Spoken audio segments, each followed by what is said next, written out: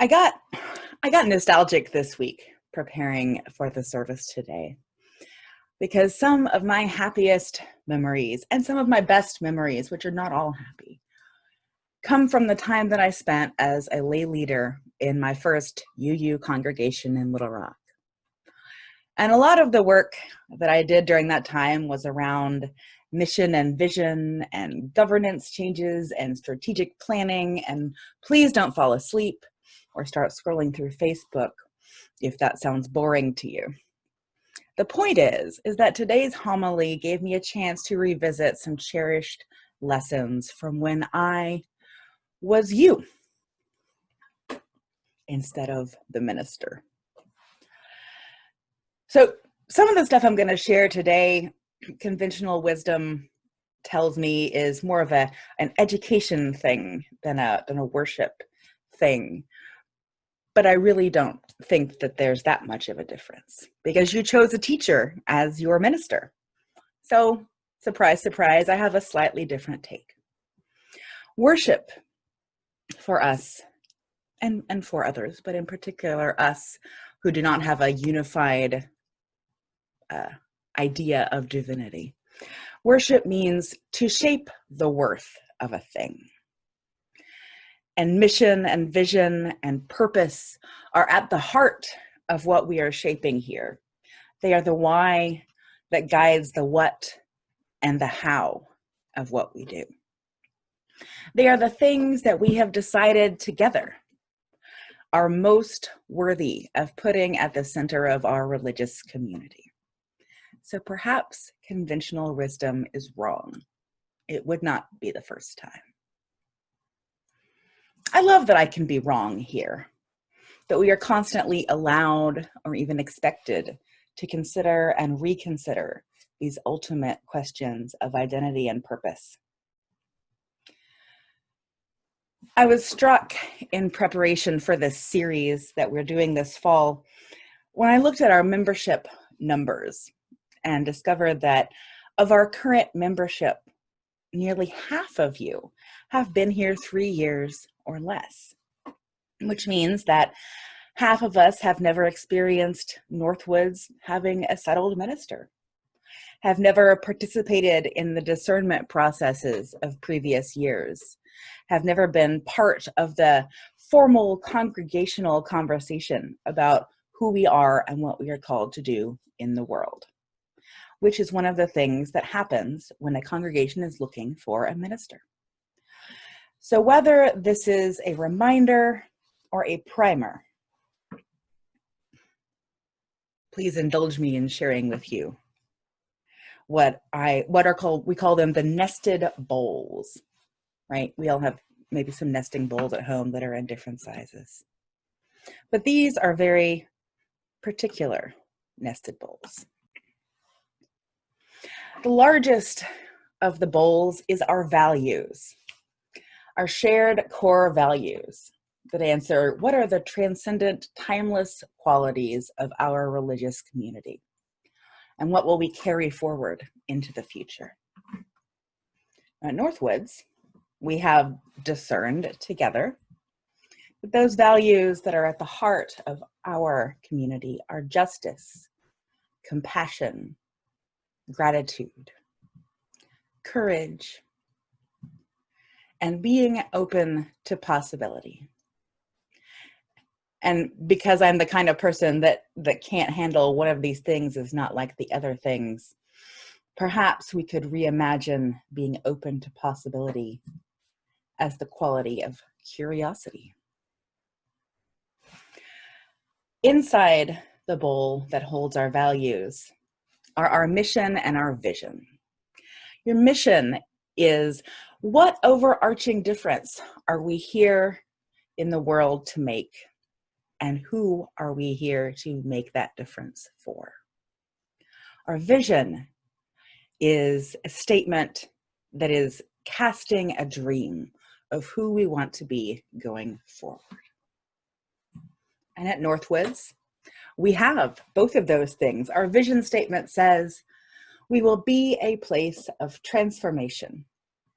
We will transform our community through intentional inclusion, becoming stronger in our diversity. We will transform our world into a kind, humane, and just place through our work outside these walls. We will ourselves be transformed by the work we do, the love we show to each other, and the spiritual challenges we set for ourselves. That's a lot of words. They are lovely words. Our mission statement is a little bit more concise. You may have heard us talk about compassionate community, spirited searching, and courageous action. These are the things that Northwoods has decided as a whole we are here to do. Now, the rest of this series that will take us up almost to Thanksgiving, we'll be looking at what each of these three things means specifically, and we'll be hearing from a lot of folks in the congregation on each of these, as well as me, because you know I can't avoid putting my 2 cents in. Inside the bowl that holds our mission and our vision are what we call ends, and this maybe is a little bit less exciting, but what are the specific measurable differences we will make, and for whom will we make them? These vary from time to time, but they are held within the mission and vision of the church to be a place for transformation, where we engage in spirited searching, courageous action, and compassionate community. The important thing to know about ends is not only are they SMART, specific, measurable, actionable, and those other things, but they also go in 3 directions. They go within the people of the congregation, among the people of the congregation, and beyond the congregation out into the world. Or put another way, compassionate community, spirited searching, and courageous action. Now, because we're UUs, this is not just bowls, it is also a chalice. And that flame is lit by connection with our sources of authority and accountability. Some of those include our covenant, our history, both as a congregation and as a denomination, and our theology, or more accurately, our theologies.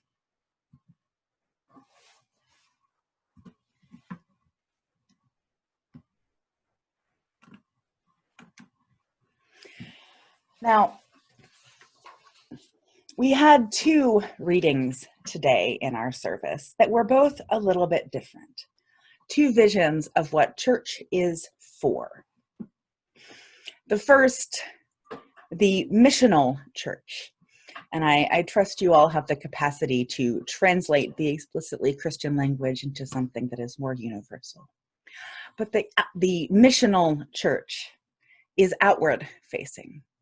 I remember the picture of those arrows being turned around, going from into the church to outside of it. And on the other hand, we have one of my very favorite readings, and has been ever since I discovered it over a decade ago, from Reverend A. Powell Davies.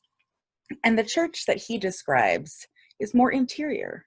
It's about what we personally get out of church and get out of the relationships that we build here.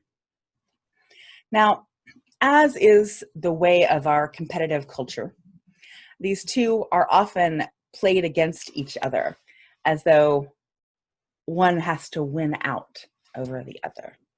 But it's not that simple.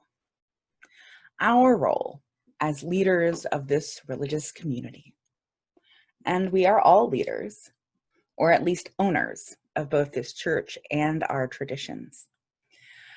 Our role as leaders is to find the balance between our own needs to be in community and for spiritual growth, and our desire to meet the needs of the world, both on a global scale and right here at home in our community. Within, among, and beyond. Here at Northwoods, we also live into that tension. Now, it's not a bad tension. Some tension is good. If we didn't have a certain amount of tension in our muscles, we would fall into a puddle on the floor when we tried to stand up. This is essential tension, which we grapple with and try to find a balance with between the outward-facing nature of our faith and the inward and reflective nature of our faith. If you were here last week, you heard a wonderful set of stories from Mary Branson and Terry Leyenberger, two of our longest term members. And you may join me in recognizing that caring for each other and being in community was and is the driving force of this congregation. And as time has gone by, as we see from the stories that were told, we have become more and more intentional about being for more than ourselves, which makes sense developmentally as we as individuals grow in wisdom and maturity over time. Our worldview expands beyond ourselves and our own needs to the people around us, and then to the world in which we live and the ideas that inspire us. It is true of congregations as well. One of my favorite theologians, the Catholic priest Richard Rohr, he sends out an email every day that has these great ideas to think about for contemplation. And he talks about there are 3 stories. And here's what he says. He says, if we are going to rebuild society, we first need to rebuild ourselves. A healthy psyche lives within at least 3 levels of meaning. We might imagine 3 domes or containers. The first and smallest is my story, my private life, the issues that make me special, right or wrong, that make me me. The next realm, you can almost think of these as the opposite of the nested bowls, or a counter to the nested bowls. The next one is our story. That's our group, our community, our church, perhaps our nationality or ethnic group. These groups are important. Unfortunately, if we only stop here and spend our lives, we end up defending boundaries and the glory and pride of our group. Group egocentricity is even more dangerous than personal egocentricity, which is why we need the third story, the third dome, if you will, which we're going to call the story, knowing that the story is in fact many stories. It's the realm of universal meaning, patterns, ultimate importance, what Paul Tillich called ultimate concern. This level encompasses the other 2. Religion at its best honors and combines all 3 levels. Personal journey as raw material, community identity as a training ground, a laboratory, an experiment, as we've talked about here, and an encounter with the transcendent truth that integrates and gathers all these parts together. True transcendence and commitment to the story, the greater story, frees us from the tyranny of I am and we are. But when all 3 are taken seriously, we have a full and balanced life. Mission is not just what we go out into the world to do, but what we do within ourselves and in our relationships.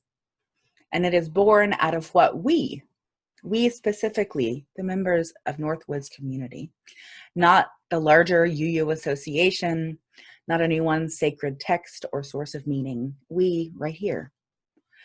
It is born out of what we decide is most important, most worthy of bringing into being together. And so Northwoods' mission is not just for guiding the church, it guides us as well. Orienting ourselves in that mission can help us navigate this present moment and the moments to come.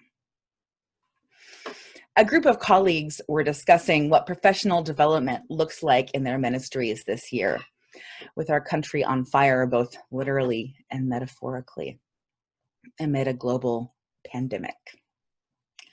And I joke that my goals this year are to stay alive and stay sane. And then I realized I wasn't joking. Although I think a better way to put it might be to stay alive and stay connected. Staying alive and well, or as well as possible, sometimes seems like something we might take for granted, but I assure you it is not, and we all feel that more keenly now. We are all carrying unique, heavy burdens. My phrase for 2020 is cognitive dissonance, because so much about the world is not as we know it should be, and nothing feels right. Which is why we need to stay connected. We need each other. This is the moment to lean into each other in whatever ways we can. But we don't just lean into each other. This is where our threefold mission can help us stay grounded. Because I'm not just talking about being connected to other people, right? I am also talking about the kinds of connections that we have within ourselves and in the larger world.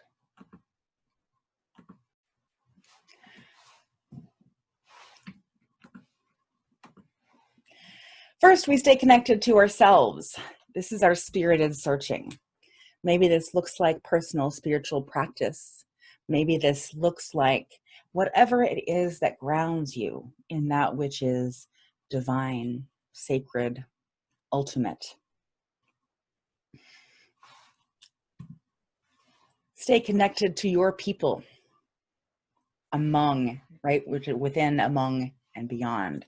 That this is what we're doing here. So stay connected to your people, not just all of us, but to all your people. Here, that looks like service to the church, joining in worship, and learning and growing together. And finally, I hope we will stay connected to the story, to the things that go beyond us.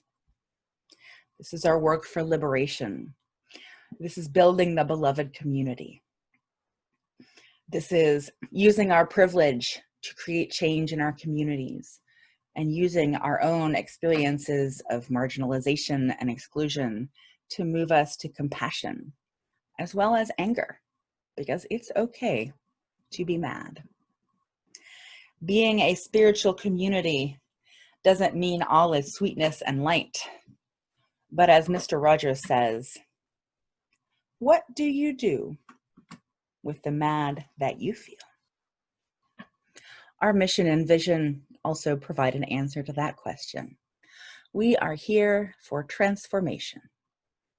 Transformation of the self, transformation of how we build relationships and what it means to be community, and transformation for the world in the service of our values of justice, compassion, possibility, and liberation.